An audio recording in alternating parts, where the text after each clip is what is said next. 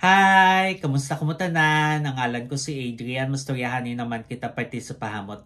Ini nga pahamot nga luyo ko istorya sa inyo subong tawag siya Chanel No. 5 Eau de Parfum for Women. Iyan ni siya ni Chanel. Pambabae ni siya pero kung luyag mo siya suksukon, bahala ka pag gusto ka.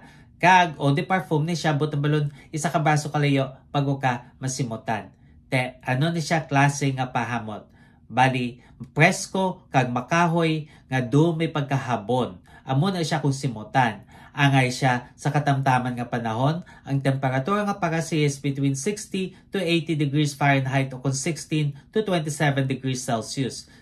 Ano ang iyang mga nota? For the top, we have aldehydes, ilang-ilang, neroli, bergamot, kag peach. Ang aldehydes, amo na ang dumi pagkahabon nga nota nga masimutan mo dayon sa sini nga pahamot. Tapos ilang-ilang nga bastante, kag magbulak, kag matamis nga nota. Tapos neroli nga mag-an nga may pagka-citrus nga nota. Tapos bergamot nga mahamot nga citrus, kag peach nga matamis, kag madamol nga prutas.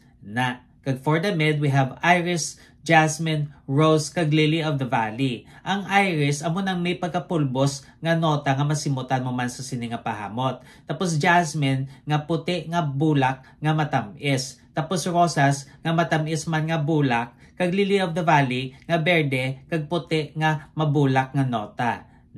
Kag for the base, we have sandalwood, vanilla, oak moss, patchouli, kag vetiver. Ang sandalwood, oriental nga kahoy nga nota. Tapos vanilla nga pampahumok, kag oak moss nga pait nga nota, patchouli nga may pagkaduta kung simutan, kag vetiver, kuskus do hilamon kung simutan.